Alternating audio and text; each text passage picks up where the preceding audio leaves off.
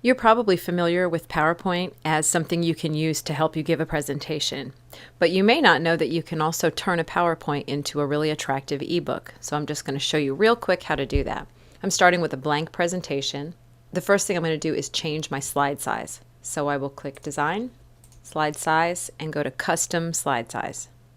It's automatically set on widescreen. I'm going to change it to letter paper, 8.5 by 11 inches, and change it to Portrait.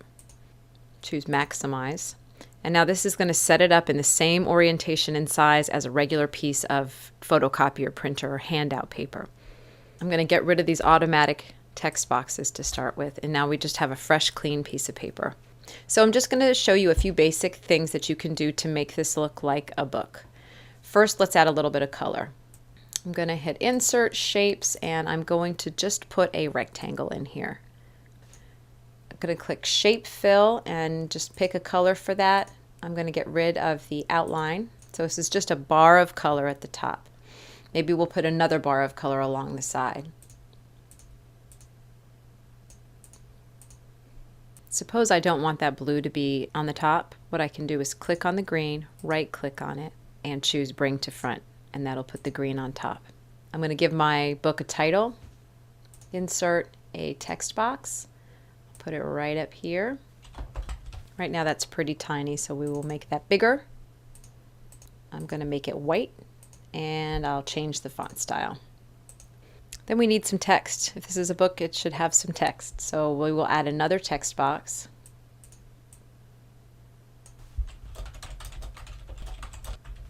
I'm going to make the size of that smaller and choose a different font. Now, if you're used to seeing PowerPoint with very large words because it's just sort of a bulleted list, this is a very, very different way of using PowerPoint. But the real difference between PowerPoint and something like Microsoft Word is that I can take this text box and I can move it anywhere on the page that I want. It's not going to, reorganize itself or anything like that. So PowerPoint lets me take any of these elements and move them wherever I want them to go. So it's just more flexible for something like this. So let's suppose I want to have 2 columns of text. Maybe I want to have this here. And I just copied that box and pasted it over. And you can put quite a bit of text in. I can also insert an image if I want to. I just go to the Insert menu, and I would just resize my picture, or I could even crop it and then resize it so that it fits nicely into that space, and it's starting to look like something like a newsletter or a book. So I've got one page that looks sort of done. What if I want my second page to look similar? What I can do is just take that slide over here. I click on the thumbnail, right click on it, and choose Duplicate Slide. Then I get the exact same style.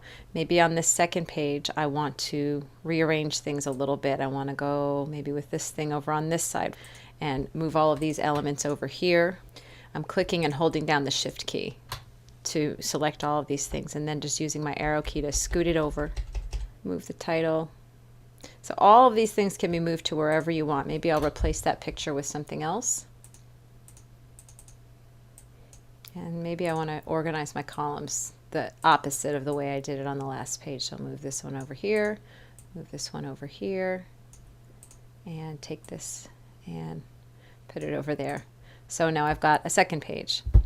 So you can see how I could do this with multiple pages. And whenever I'm finished and I'm ready to have this actually be a book, is first I would need to make sure that I have saved my work as a PowerPoint, because it would be terrible to lose all of that work and never be able to change it again.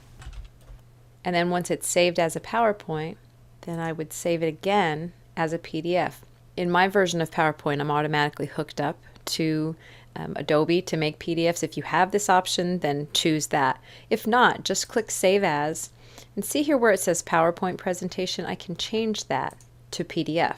So now, I've just opened the PDF. I'm going to just reduce the size a little bit. And now that is exactly the same thing I just created in PowerPoint, except now it's sort of like a little ebook. It's not the kind of ebook that you can read on a Kindle or a Nook. This is an ebook that is just a PDF ebook. So that is how you take a PowerPoint and turn it into an ebook.